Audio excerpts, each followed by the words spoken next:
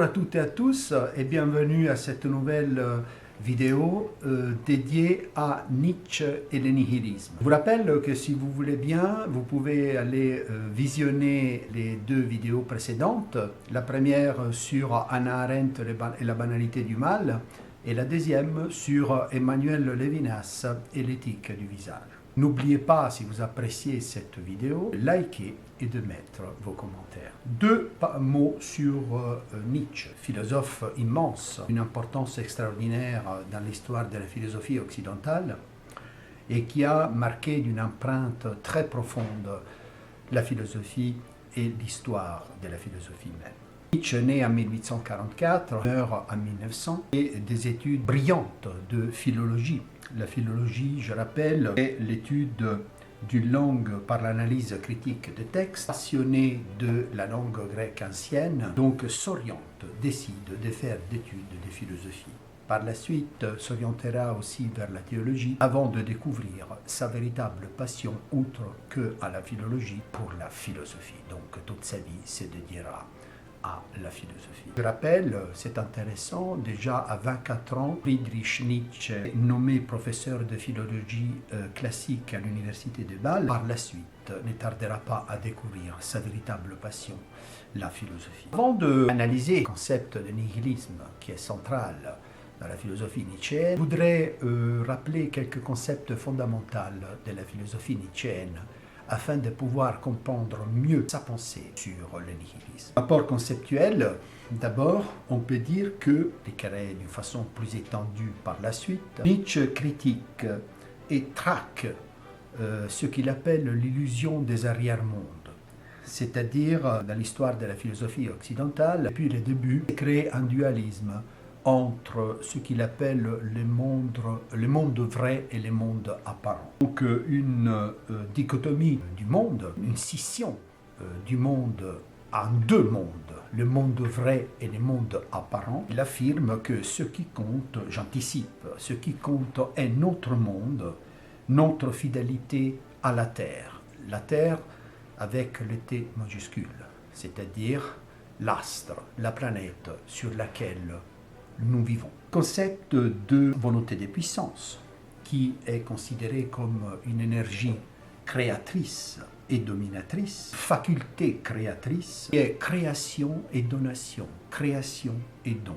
Le concept de surhomme, qui est-il ce surhomme? L'homme libre d'esprit et de cœur, c'est l'homme créateur, l'homme qui doit se dépasser, se transcender et qui atteint le point le plus haut de la transcendance humaine. Il est intéressant, très intéressant à ce moment de rappeler l'étymologie du terme transcendance qui vient du latin trans, c'est-à-dire à travers, traverser, passer à travers, scando qui veut dire monter par degrés vers les hauts. Donc qui indique un dépassement. Donc la transcendance est un dépassement, philosophiquement parlant, de tout ce qui est empirique, ce qui est au-delà, qui dépasse infiniment le monde empirique.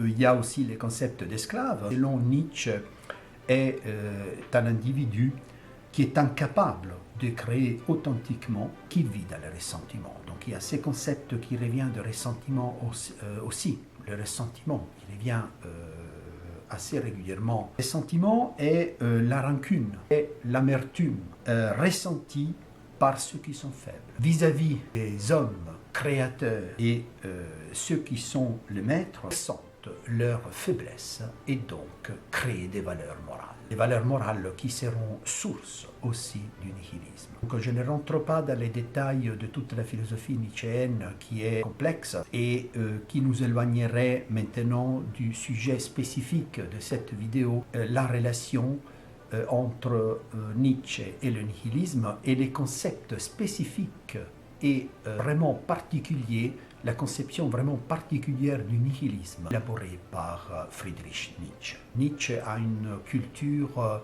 humaniste très très solide, passionné de grec ancien, puis deviendra philologue comme j'ai dit, et puis philosophe. Il est influencé par l'hellénisme, surtout par la philosophie ésocratique, c'est-à-dire de tous les philosophes qui sont venus et qui ont philosophé avant Socrate. Donc les philosophes naturalistes comme Thalès, Parménide, surtout il sera fasciné Nietzsche par Héraclite, qui s'oppose à la philosophie de Socrate et donc de Platon.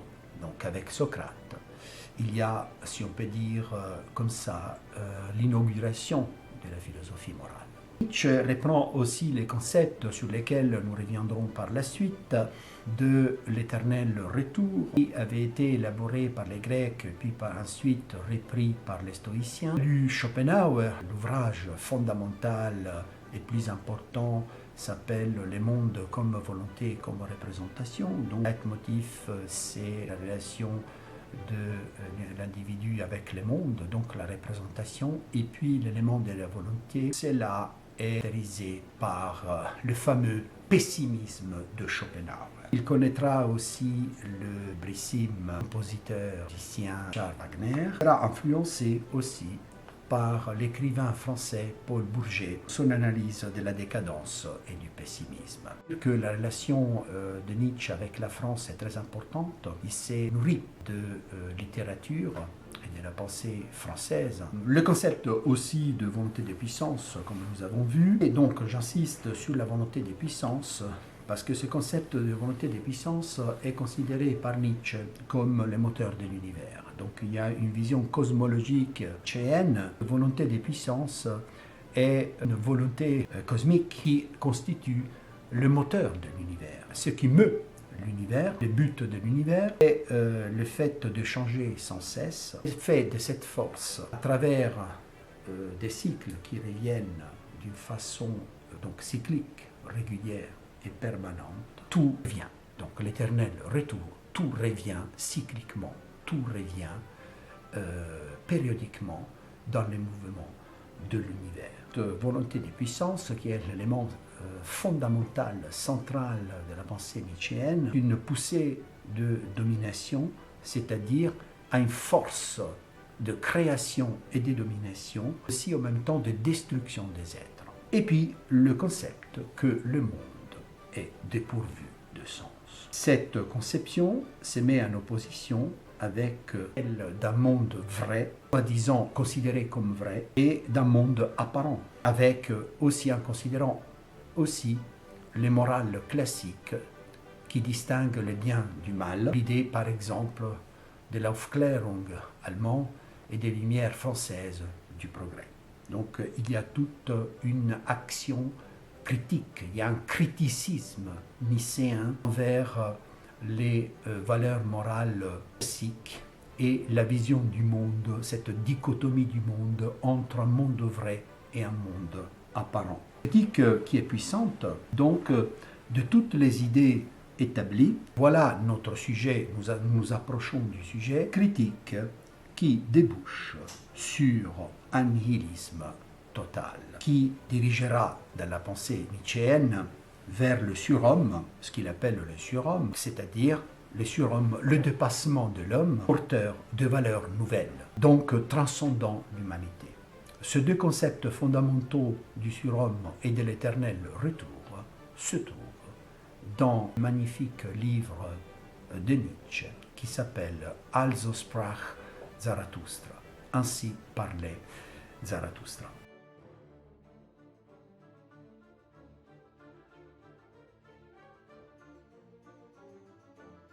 Alors, le concept de nihilisme, étymologiquement parlant, nihilisme vient du latin, du terme latin nihil, qui veut dire rien, néant. Nietzsche reprend ce concept de nihilisme, il affirme toute l'histoire de la pensée philosophique occidentale est caractérisée par ce leitmotiv. Parfois a été considéré au niveau conscient, parfois a été aussi conscient.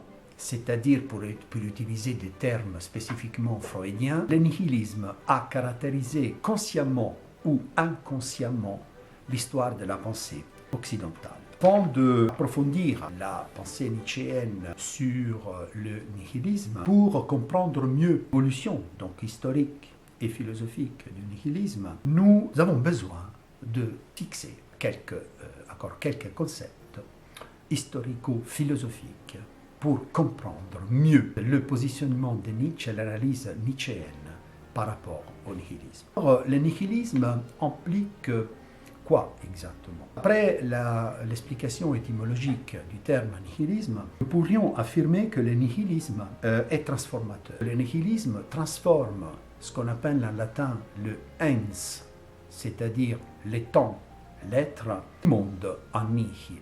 C'est-à-dire il y a une transformation de l'être en néant, en rien, en néant.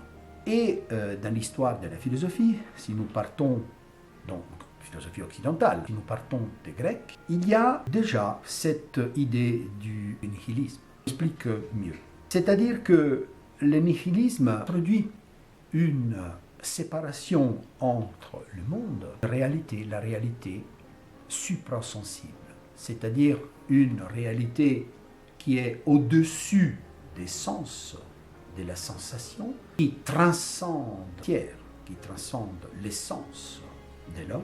Il y a la création, l'idée de cette réalité invisible qui est suprasensible, par exemple les idées de Platon, les formes, les fameuses formes, les idées suprasensibles de Platon.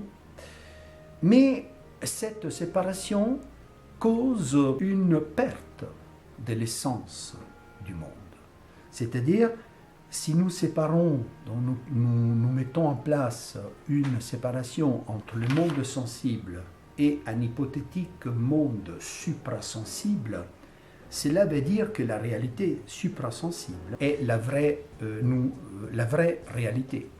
C'est-à-dire que la réalité suprasensible est une réalité supérieure au monde sensible dans lequel nous vivons et qui cause la perte d'essence, la perte de substance du monde dans lequel nous sommes.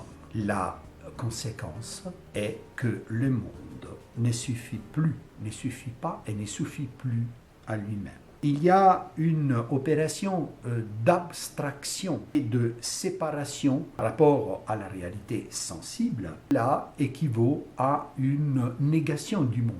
Donc nous voyons que si nous nions le monde pour une autre réalité, nous sommes déjà dans une position, dans une posture nihiliste, c'est-à-dire de anéantissement, de négation d'un monde pour un autre, à faveur d'un autre.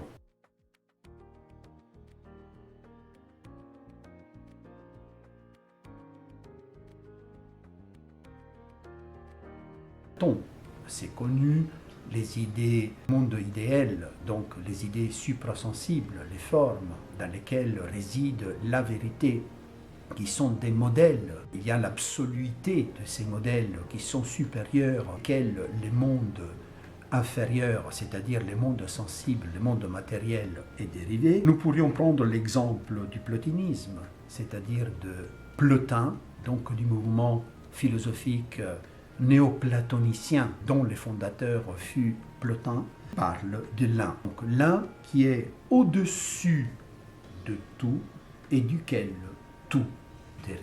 Cette idée de l'un qui a une puissance créatrice immense, en débordant cette puissance coule vers les régions inférieures, les crée et les forme. L'un ou Dieu, par exemple. On pourrait l'identifier avec Dieu comme principe premier. Pour Plotin, Plotin parlait de l'un comme principe premier, c'est-à-dire la vraie source qui se situe hors du monde. Voilà la transcendance, voilà la réalité suprasensible qui nie Dieu, qui nie que la réalité, une réalité divine, puisse être immanente, c'est-à-dire être dans le monde, faire corps avec le monde.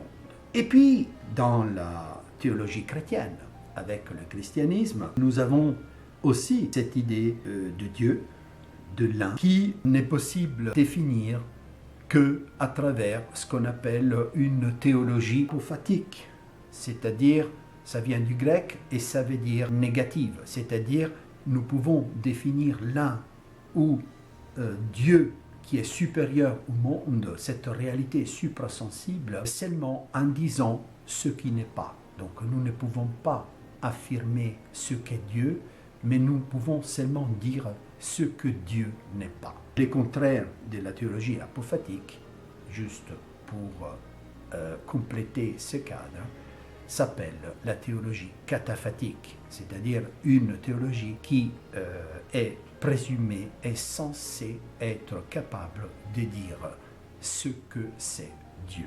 Dans la période médiévale, à partir du XIIIe siècle, il y a l'idée de l'annihilatio mundi, c'est-à-dire de l'anéantissement du monde. L'idée de l'inconsistance du monde et de ses étangs, c'est-à-dire des êtres qui ont été créés parce que le seul veut être. Nous pouvons parler de être avec le E majuscule seulement par rapport à l'un, seulement par rapport à Dieu. Nous sommes des êtres, mais des êtres, et philosophiquement parlant et théologiquement parlant, serait plus précis d'appeler ces êtres, c'est-à-dire les créatures ont été créées par Dieu. Ces créatures, parmi lesquelles il y a l'homme, est défini comme un étant, donc non pas comme être, puisque l'étant dépend de l'être. La vraie et seule substance est l'être, c'est-à-dire Dieu, qui transmet la vie, et donc à travers la création à des étangs. Or, dans l'idée de l'annihilatio mundi, cette idée médiévale, c'est que les étangs et les mondes sont inconsistants, puisque Dieu a le pouvoir, et le seul à avoir le pouvoir de les détruire à tout moment. Donc on parle de la nihilitas des êtres, c'est-à-dire le rien des êtres, puisque les êtres dépendent totalement d'un être supérieur, l'être supérieur qui les a créés, l'un, Dieu, et qui a tout pouvoir sur eux. Si nous éliminons cette idée de Dieu, cette idée de l'un unificateur, créateur, nos existences seraient réduites au néant. Il y a comme un renversement de la théologie naturelle. C'est quoi la théologie naturelle? La théologie naturelle est la théologie qui affirme que la connaissance de Dieu peut se faire et se fait à partir de la nature, c'est-à-dire à partir de l'expérience directe avec le monde. Ce terme de nihilisme, c'est très intéressant dans l'histoire de la littérature aussi, parce que, par exemple, dans la littérature russe du XIXe siècle, le terme nihilisme apparaît chez Dostoïevski et apparaît aussi chez un autre grand écrivain, immense écrivain russe, Turgenev, dans les romans Père et Fils. Ce n'est pas eux qui ont utilisé ce mot nihilisme les premiers, parce qu'il semble, et il est attesté, que pour la première fois, le terme nihilisme a été utilisé par le penseur allemand Friedrich Heinrich Jacobi, que dans le cadre du kantisme, donc du mouvement philosophique né de la pensée philosophique de Kant au XVIIIe siècle, donc dans le cadre de l'Aufklärung, c'est-à-dire des Lumières allemandes, le kantisme cause un déplacement de la signification du terme, du concept de nihilisme. Or, le premier à utiliser ce terme, il semble qu'il ait été donc, comme je disais tout à l'heure, Jacobi, et Jacobi affirme l'impossibilité de la connaissance d'un absolu réel. C'est-à-dire que ici, nous nous relions au concept du nihilisme, c'est-à-dire que le nihilisme est vu dans cette perspective comme la négation du monde réel par la raison spéculative. Kant avait parlé de la raison pure, donc de la raison spéculative, dans la conception de l'idéalisme allemand, mais nous n'avons qu'une représentation de l'objet. Comme nous voyons les objets à travers l'œil, c'est l'œil qui produit cette représentation. Mais l'objet en tant que tel, c'est-à-dire en tant que chose en soi, et donc Kant avait élaboré ces concepts de chose en soi, nous ne pouvons pas la connaître. Donc le monde autour de nous est un monde de phénomènes, un monde d'apparence que nous ne pourrons jamais connaître en tant que chose en soi.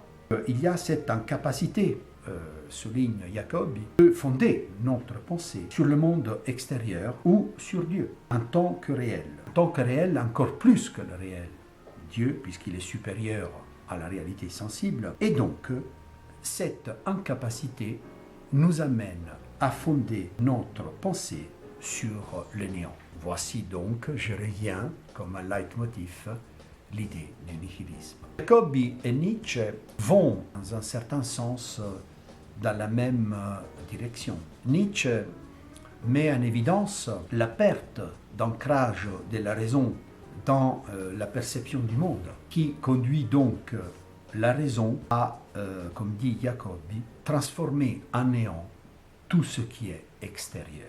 Pour revenir aussi à la littérature, à la grande littérature russe, il y a le fameux nihilisme d'un des personnages les plus importants de posséder, vraiment les possédés de Fyodor Dostoïevski, qui se confronte à une alternative par rapport au moi, par rapport donc à l'identité du sujet. Ou le moi s'appuie sur Dieu, ou le moi est son Dieu.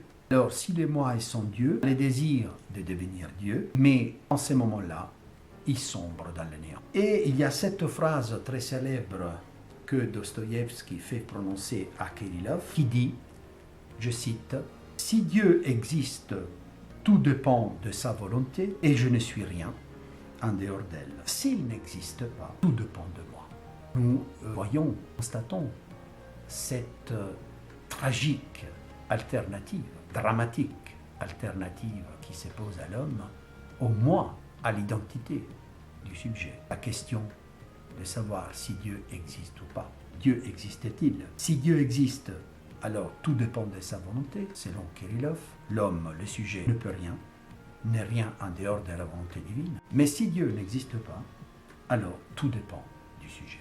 Pour faire un pas en arrière, nous revenons en arrière par rapport au 19e siècle de Turgenev et de Dostoïevski, pour revenir au grec, à la pensée, au mouvement philosophique qui s'appelle gnosticisme, avec lequel aura affaire aussi le christianisme. La gnose, la fameuse gnose, ça vient du grec gnosis. Gnosis en grec ancien veut dire connaissance. Or, pourquoi je dis cela? Nous pouvons identifier au fur et à mesure que l'histoire avance et que la pensée philosophique avance à travers les siècles, deux types différents de nihilisme. Il existe donc un nihilisme, par exemple, antique. La gnose, un exemple important de nihilisme antique. Pourquoi? Parce que la gnose pense que l'homme est acosmique. Et gnose, donc, c'est un mouvement de pensée philosophique et théologique aussi, qui s'opposera au christianisme et contre laquelle le christianisme devra combattre de façon tenace et durement. L'homme est inséré dans un acosmisme radical. Qu'est-ce que ça veut dire, acosmisme? Le concept d'acosmisme, si vous regardez la vidéo sur Hannah Arendt, j'en parle aussi. Hannah Arendt reprendra le concept d'acosmisme sur le plan politique et sur le plan existentiel. Et pour revenir à la gnose, pour les gnostiques, le monde est absurde. Le monde n'a pas de sens. Le monde est mauvais. Dieu est hors monde, il est inconnu, il a créé le monde, mais il est hors du monde.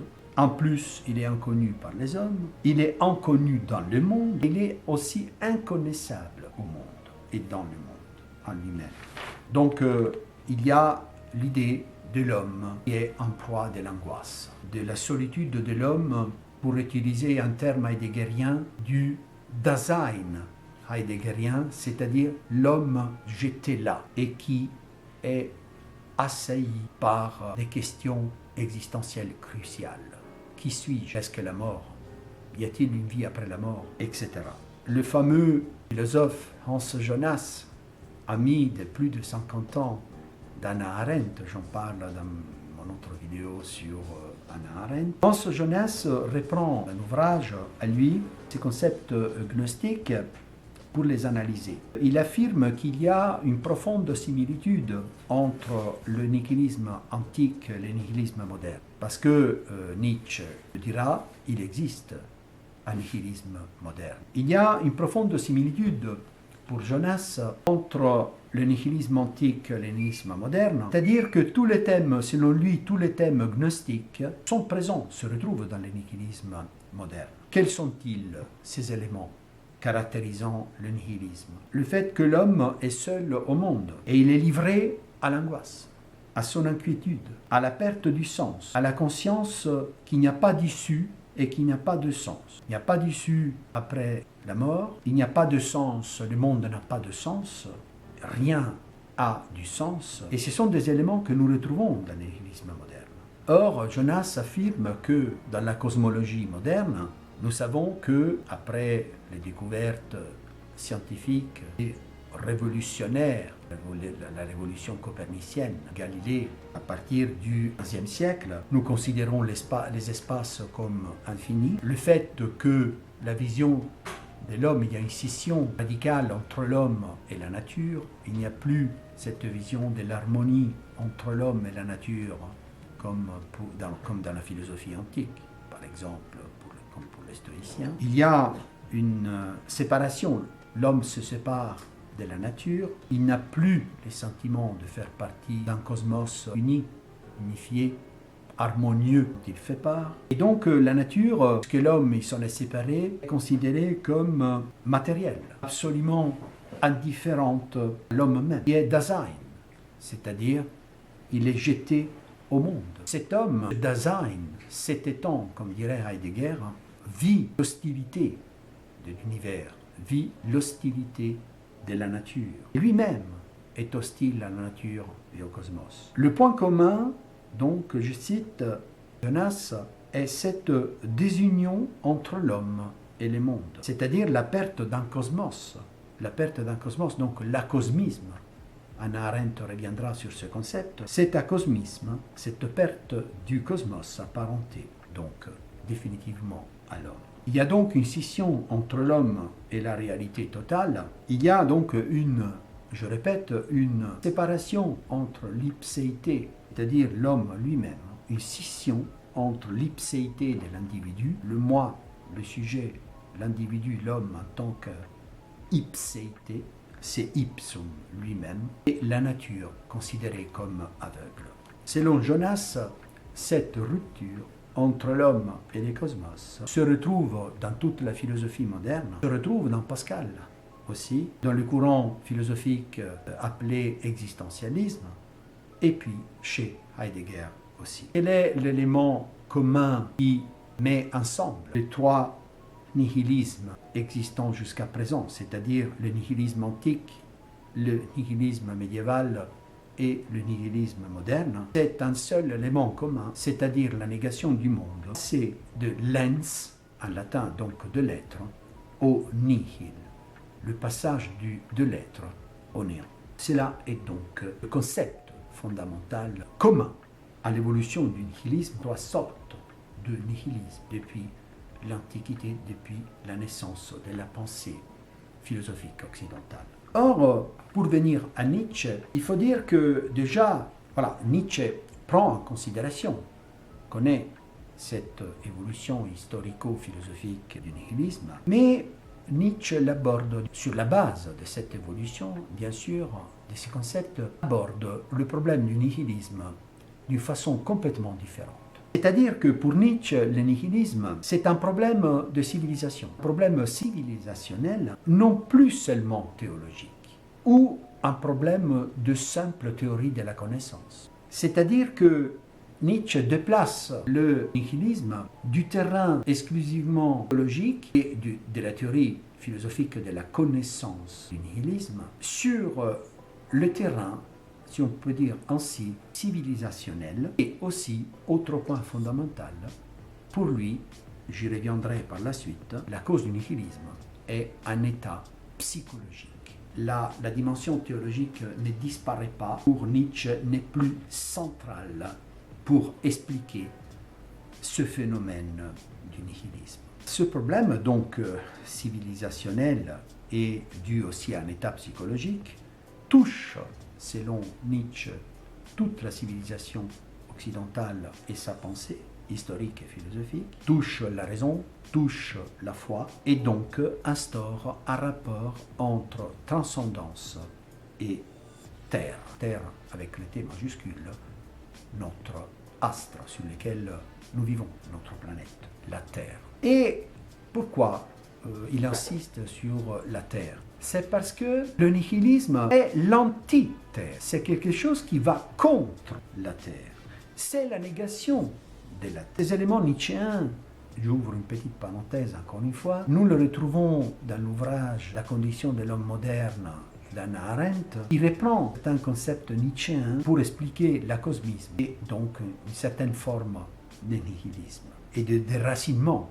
Nietzsche ne voit qu'une seule solution pour sortir du nihilisme. La seule solution est celle de critiquer violemment le dualisme entre monde soi-disant vrai, qui serait un monde transcendant, la réalité suprasensible à laquelle nous aspirons, et le monde sensible dans lequel nous vivons, qui est considéré comme faux. Et donc, pour dépasser et résoudre ce dualisme, il faut le critiquer violemment pour nous replacer dans le monde unique tel qu'il est.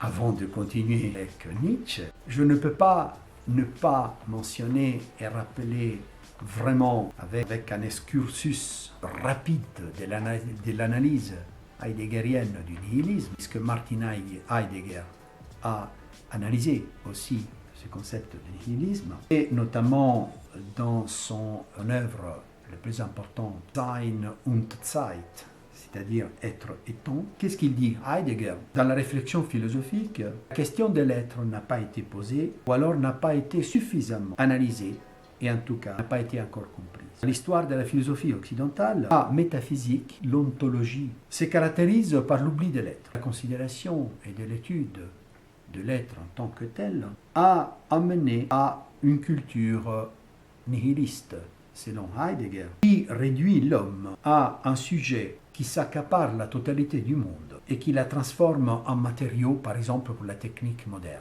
Et donc, c'est-à-dire que l'oubli de l'être pour Heidegger condamne l'homme au nihilisme. Le nihilisme, pour Heidegger, amène au désastre du monde et le jette dans le néant. Cette forme de nihilisme, par exemple, il parle de la question de la technique qui assujettit l'homme, créée par l'homme, et à laquelle l'homme s'est assujetti, amène à une forme de nihilisme très grave qui proclame la fin de la raison humaine. Et il fait aussi une réflexion très intéressante en affirmant que la disparition du monde suprasensible entraîne celle du monde sensible. Donc, si nous faisons disparaître l'être sur le plan métaphysique, nous ne voulons plus prendre en considération le suprasensible, même en le critiquant.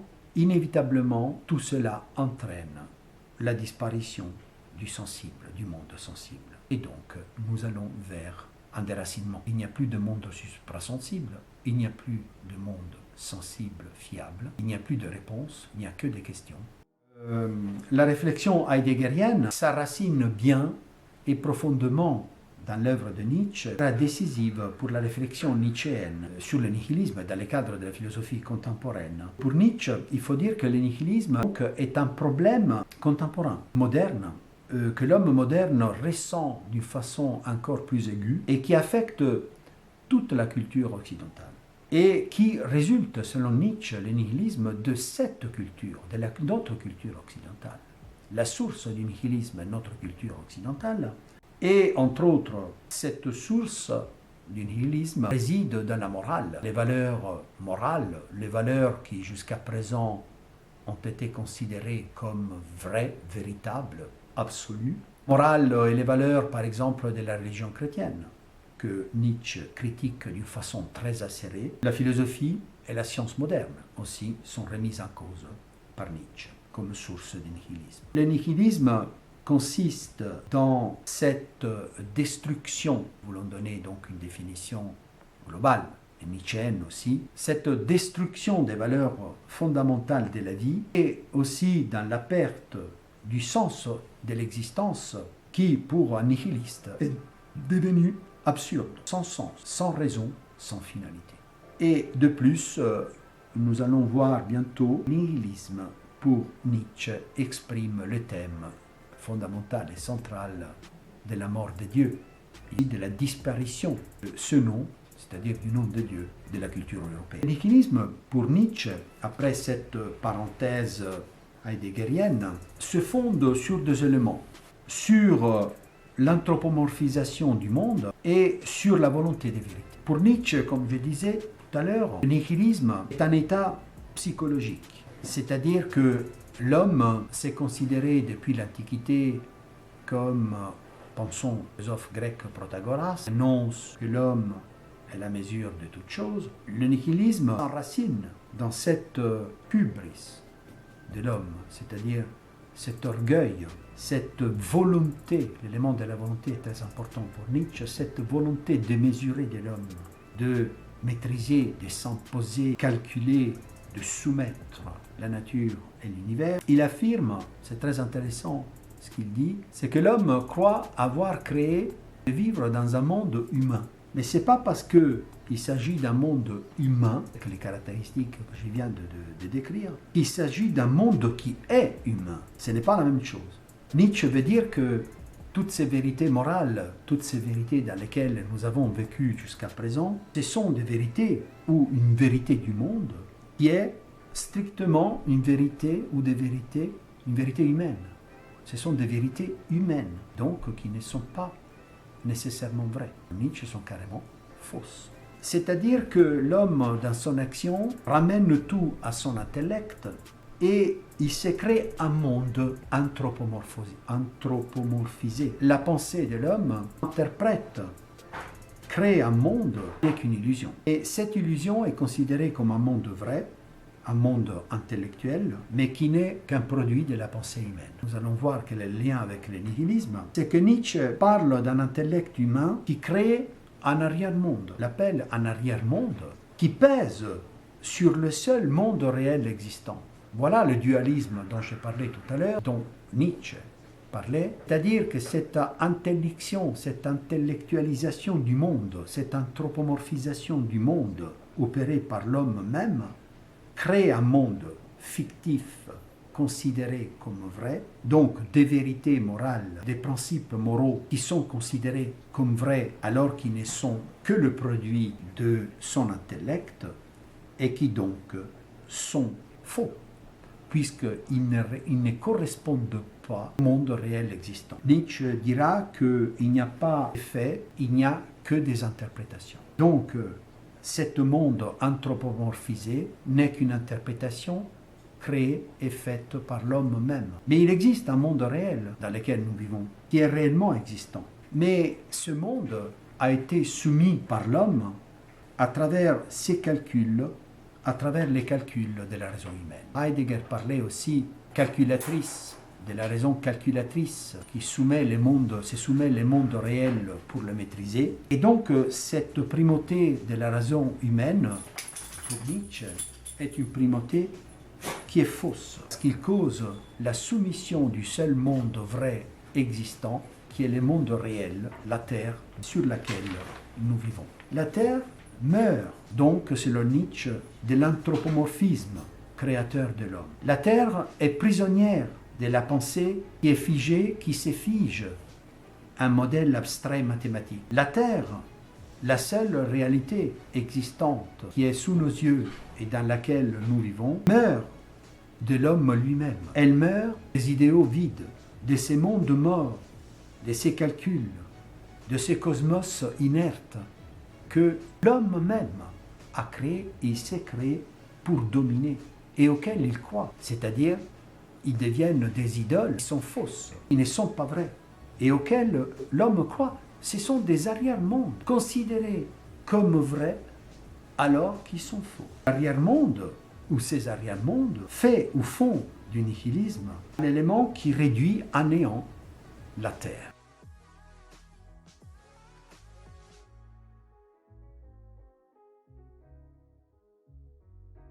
Pour Nietzsche, donc, la réalité, le monde, dans ces conditions, sont impossibles à connaître.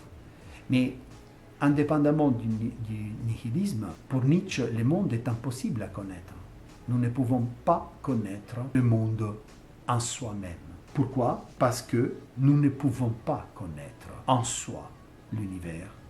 Nous ne pouvons pas connaître en soi la Terre, la réalité qui est autour de nous. Je répète, il dit, il n'y a pas de fait, il n'y a que des interprétations. Et alors, dans le livre Ainsi parlait Zarathustra, ce prophète pré-chrétien, perse, qui a le but de redonner un sens à la Terre, l'unique monde tel qu'il est. Selon Nietzsche, nous devons revenir à l'unique monde tel qu'il est. Donc, pour revenir à des concepts nietzschéens, nous devons récupérer une posture extatique vis-à-vis du monde. Ekstasis veut dire ce qui permet de sortir. Nous devons sortir de l'illusion, monde faux que nous avons créé. Revenir au monde réel, même si ce monde réel, nous ne pouvons pas l'expliquer. Et donc, il introduit aussi les concepts de décadence utilisés par l'écrivain français Paul Bourget. La décadence, pour Nietzsche, est un relâchement de la volonté des puissances, c'est-à-dire la volonté des puissances, comme je disais tout à l'heure, ce moteur de l'univers, cette force créatrice, qui est créatrice et destructrice qui régit le réel. Pour Nietzsche, donc, le vrai monde est le devenir, est le changement perpétuel, et c'est seulement, il parle de la joie, récupérer un sens, c'est de s'introduire, avoir la conscience de faire partie de ce devenir universel qui est changeant, de nous libérer définitivement d'un modèle de monde qui serait l'idéal. Non, nous devons accepter le monde tel qu'il est, le monde réel, avec son changement, son devenir permanent, sa souffrance, ses contradictions, ses guerres, sa destruction, lutte pour la vie et pour la survie. C'est ça, le monde réel, et non pas le monde fictif, embaumé, figé, des valeurs suprasensibles, des valeurs que nous devons absolument partager en vue d'atteindre le ciel, un monde inexistant selon Nietzsche, hyperboréen qui n'existe pas.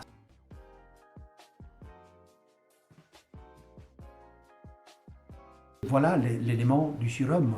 Le surhomme doit être l'homme qui se dépasse. L'homme qui se dépasse n'est pas un Superman, c'est un homme qui transcende lui-même et qui, une fois se libéré de toutes ses croyances, de toutes ses vérités et de toutes ses valeurs morales considérées comme vraies, sur les cendres de ces éléments-là, reconstruit. Or, autre élément absolument central, c'est que Nietzsche dit qu'il y a un côté positif du nihilisme. Nous n'avons pas pu éviter la crise nihiliste, mais il dit que c'est pour un bien.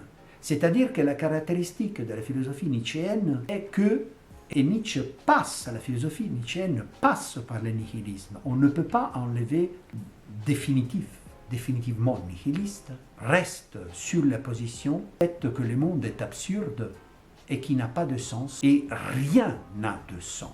Et Nietzsche ne peut pas accepter de rester à ce stade-là.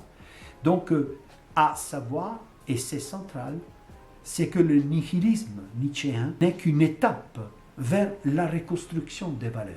Mais quelles valeurs? Certainement pas pour lui les valeurs morales chrétiennes ou bouddhistes ou des religions, ou du moral imposé, moral théorétique, contemplative, ascétique. Et il faut récupérer cet élément extatique, c'est-à-dire cet élément qui nous fait sortir de ces cendres, de cette destruction, pour assumer un nihilisme, ce qu'il appelle un nihilisme actif de reconstruction. Et le nihilisme actif de reconstruction, c'est de récupérer cette fidélité à notre terre et donc à la réalité du devenir et du changement permanent, qui est parfois joie, mais qui est douleur, qui est l'impermanence. Tout est impermanent. L'homme doit vivre dans la vie. Donc c'est une philosophie de la vie. La vie est en permanence, la vie est contradiction, la vie est guerre, la vie est souffrance, la vie est joie. Et c'est dans ce mouvement-là que la philosophie, l'homme doit s'insérer. Je synthétise parce que c'est une philosophie très complexe et très longue, mais c'est dans cette force créatrice que l'homme doit s'insérer, si on peut parler de vérité, qui est la vérité.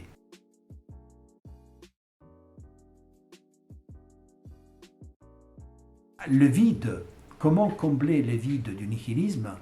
Eh bien, le vide du nihilisme doit être comblé, selon Nietzsche, par l'éternel retour, c'est-à-dire par ce mouvement cyclique dans lequel tout revient périodiquement, tout se détruit et tout se recrée cycliquement, éternellement.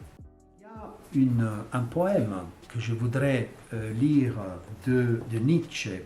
Ce poème, composé en automne 1864, qui s'adresse au Dieu inconnu, au Dieu perdu, à qui il faut crier de revenir, le Dieu insaisissable. Et ce poème indique vraiment la tension existante chez Nietzsche entre, disons comme ça, une tension quand même métaphysique entre la théologie et la morale. Le besoin de se mettre à service d'un Dieu ou de Dieu et en même temps d'une morale, une autre morale. Je le lis. Une fois encore, avant de repartir et de porter au loin mes regards solitaires, je lève mes mains vers toi, mon refuge. Toi à qui au tréfonds de mon cœur, j'ai solennellement consacré des autels, afin qu'en tout temps ta voix me rappelle. C'est là que flamboient profondément encrustés les mots « Ô Dieu inconnu, je suis à lui, et je sens les pièges qui dans le combat me terrassent. Et voudrais-je fuir, il m'efforce encore à les servir. Je veux te connaître, ô inconnu, qui fouille profondément mon âme, et traverse ma vie comme une tempête. Ô insaisissable, qui est de ma race, je veux te connaître, et même te servir. » Voilà donc ce très beau poème, était poète aussi. Je rappelle que Nietzsche n'était pas un philosophe systématique. Il a écrit la plupart de ses livres par aphorisme. Et aussi, il y a des poésies aussi. Je voudrais aussi, dernier concept, insister sur l'idée de la mort de Dieu par rapport au nihilisme. Le nihilisme qui annonce la mort de Dieu. La mort de Dieu qui était annoncée par le positivisme, par le scientisme, par l'objectivisme auquel Nietzsche lui-même, Husserl et Heidegger s'opposent, c'est-à-dire ce matérialisme scientifique qui évacue toute idée de divinité et de l'être, qu'il n'y a plus aucune dimension ontologique. Dans les Gai Savoirs, comme aussi dans Ainsi parlait Zarathustra, mais surtout dans les Gai Savoirs, il y a une annonce de la mort de Dieu. Dieu est mort. L'insensé, l'homme insensé annonce que Dieu est mort. Et il se promène avec une lanterne en plein jour, comme s'il avait besoin de lumière. Dieu est mort, ça veut dire pour Nietzsche que la divinité, non pas seulement donc l'annonce que le Dieu chrétien est mort, le Christ est mort et ressuscité, le Dieu est mort, mais les mots Dieu n'existent plus dans la culture, Dieu a disparu de la culture, Dieu a disparu de l'âme humaine, parce que l'insensé l'annonce. Dieu est mort, c'est qui l'a tué? Nous-mêmes, nous l'avons tué. Et donc, qu'en est-il à ce stade de l'homme? La terre, dit Nietzsche, se détache du soleil. Nous basculons en avant, nous basculons en arrière, nous penchons à droite, nous penchons à gauche, nous pédalons dans les vides. Dieu n'est plus, Dieu est mort. Qu'en est-il de l'homme? Qu'en est-il de l'humanité? Ce vide qui s'est créé donc pousse vers le néant et c'est une forme de nihilisme. Il dit encore, c'est insensé, l'homme insensé dit, n'entendez-vous le bruit parce que les fossoyeurs sont en train de creuser la fosse de Dieu, ne sentons-nous pas la putréfaction divine? Et oui, Nietzsche dit, oui, les dieux aussi sont assujettis à la putréfaction. Donc ce sont des mots très forts, très puissants pour l'annonce de la mort de Dieu. Cette mort de Dieu qui n'est pas seulement la mort du Dieu chrétien, donc tout qui justifie toute la critique au christianisme de Nietzsche, mais aussi la mort des valeurs religieuses, de toutes les valeurs religieuses, toutes les valeurs morales, étaient valables jusqu'à ce moment-là. Mais justement, face à ces vides, face à ces nihils, face à ces nihilismes, comme je disais tout à l'heure, il faut reconstruire, il faut de nouvelles valeurs. Et les nouvelles valeurs, donc, c'est le revenir à la volonté de puissance, comme j'ai expliqué, au devenir, au changement et l'acceptation, revenir à la terre, à l'unique monde. Et nous n'avons que ce monde, un monde unique, et donc sortir de la dichotomie d'un monde soi-disant suprasensible, possible, qui est le vrai, que si vous l'avez apprécié, de la liker et de mettre vos commentaires. Merci beaucoup. Après cette piqûre socratique et nietzschéenne, et à la prochaine vidéo. Merci et au revoir.